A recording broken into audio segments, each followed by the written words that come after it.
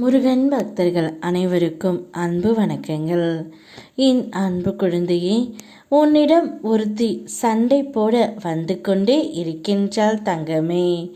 அவள் உன்னை மிக பெரிய பிரச்சனையில் மாட்டிவிட பார்க்கின்றாள்.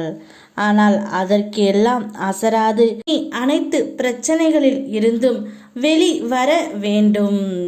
நீ எதிர்பார்த்த ஒன்று இதுவரை நடக்கவில்லை என்றால் இனி நடக்கும். நீ விரும்பிய ஒன்று இதுவரை கிடைக்கவில்லை என்றால் இனி கிடைக்கும்.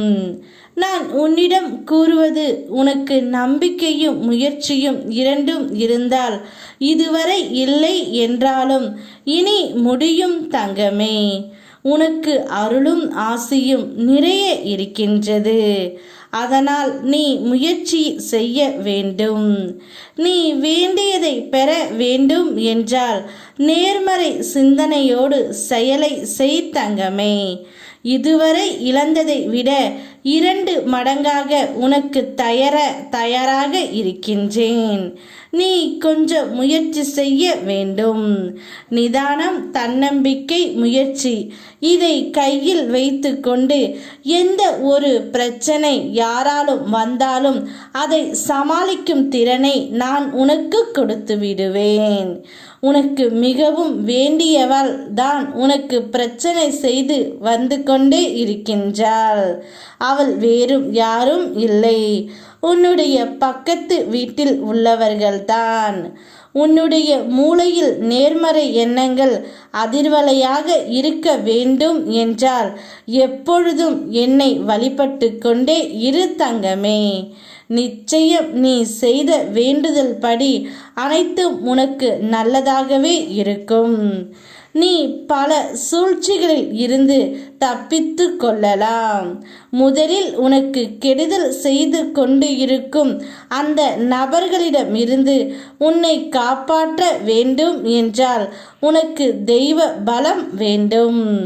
அதற்கு நிச்சயமாக நீ என் ஆலயம் வந்து விளக்கேற்றி தொடர்ந்து வழிபட்டு கொண்டு வா தங்கமே.